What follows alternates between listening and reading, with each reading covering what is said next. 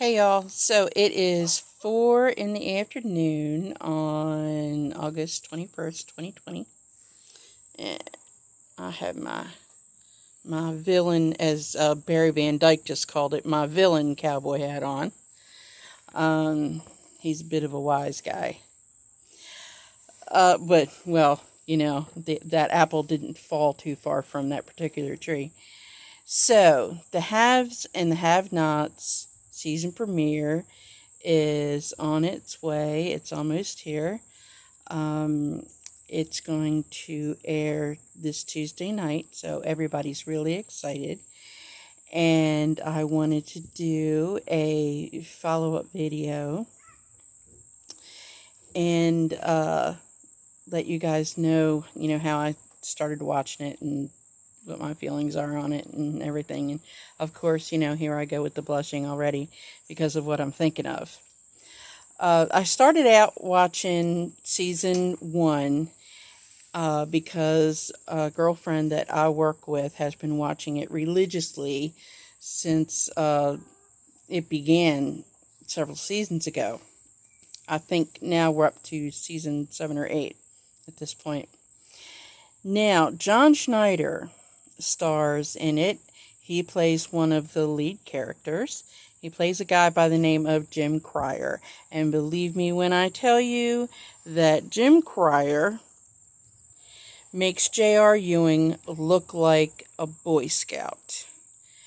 And boy, would I love to get Jim Cryer as a client on my therapy couch, because he is full. He's got narcissism coming out of his pores. John is an incredible actor because John is not a narcissist, not by any stretch of the imagination. He's one of the most humble guys I ever met, and that tells you that he is an amazing actor. Excuse me, we've just had our grass cut, and now my face is itching. So anyway, as soon as Jim Cryer opens his mouth, the first thing I want to do is reach over and give him a smack. Boy, womanizing, sexism, we got all kinds of isms running out of that fella's mouth. But anyway, I probably watched the entirety of season 1, and then I just decided to start poking around through the other seasons, and I came upon the episode entitled In Sheep's Clothing. And whenever I mention the name of this episode, I immediately go red, and there's a reason for that. The reason is, the last time I saw John in anything was 40 years ago. I was 14 years old, and it was The Dukes of Hazzard. And, always wanting to see him do a love scene. I'm kind of glad that I saw this episode, but oh my gosh, I was shocked out of my gourd. Because again, the last time I saw him in anything was 40 years ago. And the love scenes in The Dukes of Hazzard were very sanitized. They were very teenagery and really, really super sweet. And, nobody got naked or anything, rolling around in the back of the General Lee. It was just, picnics and, that sort of thing. So it was a little different. It was different. Very, very different from The Dukes of Hazzard. It is not The Dukes of Hazzard. The haves and the have-nots.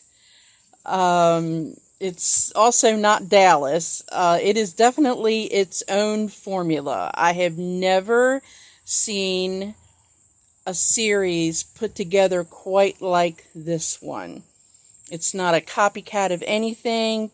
Tyler Perry is an absolute genius. These characters are put together in such a way that they play off of one another in such unpredictable ways. And I mean unpredictable even for a therapist in training like myself. Totally, totally not going by the textbook at all. It's great. It is great television. But anyway, I go to watch this episode called In Sheep's Clothing. And in this one scene, Jim Cryer shows up at one of his many mistresses' apartments and decides to really, I'm going to say, put the moves on her because I have a child present. And then, boy, before you know it, it starts out, aw, and then it goes from that to, oh my God. And I'm telling you, my mouth was like this for a week after watching that one scene. I nearly died. I have been out of the business for a while. I was in the broadcasting business between the late 90s and the early 2000s to the mid 2000s, something like that. And the standards of practices has definitely changed, and they have definitely been updated and amended since the last time I was on television. Because, oh my gosh, and I'm not going to spoil it for you, but ladies, I'm telling you, you have got to go and check out The Haves and the Have-Nots. It is on Hulu, and it's got all of the episodes, all of the seasons, going back to season 1 in the pilot. It's an amazing story. The stories are fresh, they're timely, not rehashed anything. It's just a great, entertaining show. I highly recommend it. All of the actors are top-notch, and you're definitely going to enjoy it, and I cannot wait until the season premiere. And as an aside, I also wanted to mention that until recently, until like probably January of, probably more like December of 2019, I didn't even know that John was still making music and films and television. Of course, I am delighted that he is.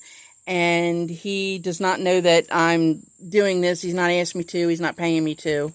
But I highly recommend that you do not walk, over to his website, johnschneiderstudios.com. That's johnschneiderstudios.com, and get his music. He's just churned out some fabulous CDs with some really well-written tunes. Just such great country stuff on those CDs. And he's also got some awesome merchandise in his online store. And so you're really going to want to start collecting those if you haven't already. I've just started, so I've only got three or four of his CDs so far, but I'm going to get the entire collection, and so should you. You guys have a great day, and don't forget, this Tuesday at 9 o'clock Eastern Time, I'm pretty sure. Tune in for the Haves and the Have-Nots on OWN, the Oprah Winfrey Network. And I will see you guys around the corner. John, I salute you, dude. Bye.